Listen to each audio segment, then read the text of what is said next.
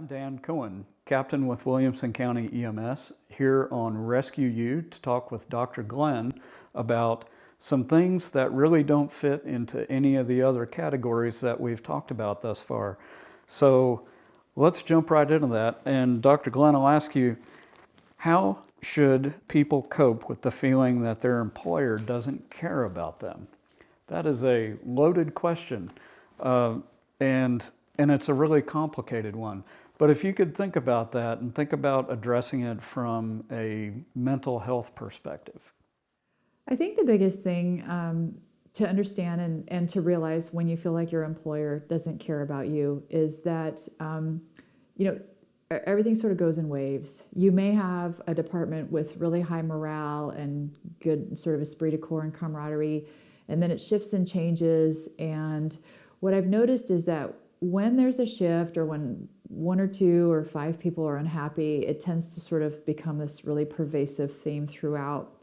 And what I tell organizations all the time is that you are really sort of teetering on the edge of losing your culture when there is just complaining and no problem solving. So there's a few things you can do. Number one is you can engage in being part of the solution. You can make suggestions and recommendations. You can write memos. You can take it up the chain. The other thing is that sometimes when we go through times where we feel like we're not valued at work, it's really okay to take what I call it an emotional step back. And I'll tell people, take an emotional step back, decrease the investment of your emotions and your energy in your work, reinvest in your personal life, your life outside the job. You mean remember that it's work? Remember that it's work. Yeah. Focus on your resilience outside of work, your hydration, nutrition, rest, and exercise, your family, your faith, your friends, your hobbies. And go to work and maybe just kind of in terms of psychologically, just kind of staying in your lane. Enjoy your partner, enjoy your patients, enjoy running calls, enjoy doing what you do because you love what you do. Most people do. Maybe you need to step off of a committee or a five. Or maybe you need to just take a break from how much energy you put into the dynamics at work and the issues that you're facing, and just do work to do work, and then really go home and reinvest in your personal life. I think that's good advice. I think it's what you're really getting at.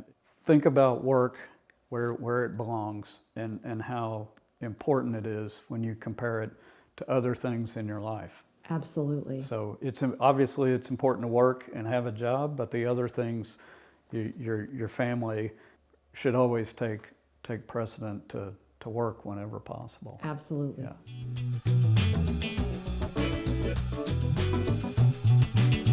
Tanya, how to handle stress when you are unaware of how stressed out you actually are? How can you figure that out before your health starts to suffer? And I think this question is basically, how do you know you have a problem if you don't know you have a problem with stress?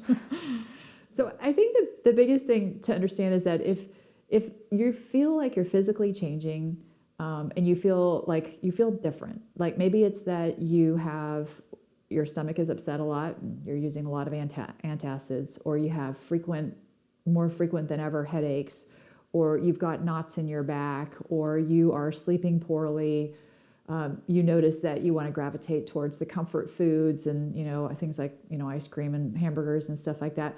Whatever, you will start to notice that you're different. Sometimes you're going to notice that your emotions are different. You're quick to anger.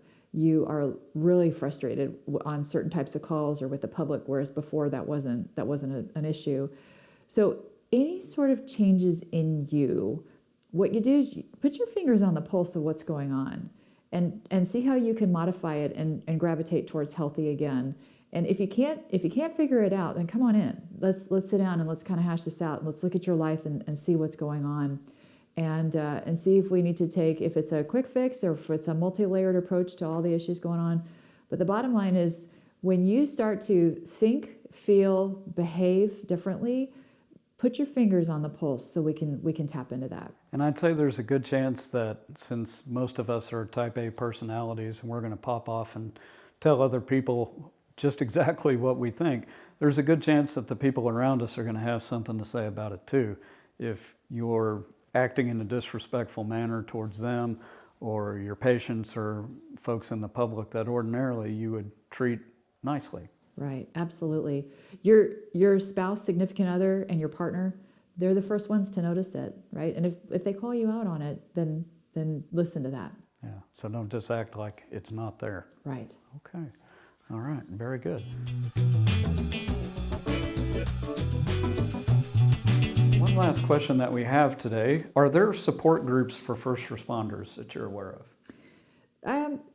As far as support groups for first responders, there are a few agencies who have attempted that. I think the biggest thing for first responders is that there's still a lot of shame associated with getting help. There's still a lot of fear associated with getting help. So we've noticed that they do groups, they establish groups, and then they're poorly attended, and so they stop. So we have found that first responders, by and large, respond much better to individual therapy than to a group process. I would love to see in my lifetime for first responders to come to support groups openly and without any fear of repercussions or judgment. I don't know if that'll happen, but so like a Paramedics Anonymous. Yeah, so you go through the 12 steps of being a paramedic. Being a paramedic. Yeah, absolutely. Yeah. So yeah. It has been tried. I think that I think there's a lot of fear about like showing up to a group and knowing people and worrying that they're going to talk and those kinds of things. So we still rely heavily on the sanctity of individual therapy. So you can just come in and tackle that.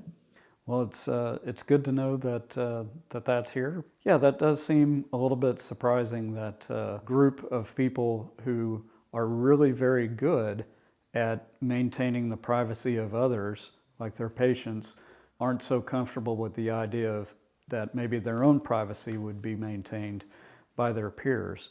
That's a valid concern when you're really, really worried that you might somehow be exposed in some way that you're not comfortable with or you think it might affect your job. But I think it would be really great if those of us in our profession could extend that same courtesy that we might extend to our patients or members of the public and extend it to each other. Have that same faith in each other that we're going to be able to look after one another. So that's something I'd hope to see in the future too. Me too. Yeah. All right. Well, thanks for joining us to talk about things in the other category, Dr. Glenn, and we will see you next time on Rescue You. Thanks. If you have any questions you want to ask us on Rescue You, go ahead and scan this QR code and send them to us. Please understand, in no way is this a counseling session or any sort of clinical advice. If any of the content has triggered you, or if you feel like you need help immediately, please reach out to your local mental health professionals or to any peer support teams that you have in your area. If you're in a crisis, here are some national resources for you to contact immediately.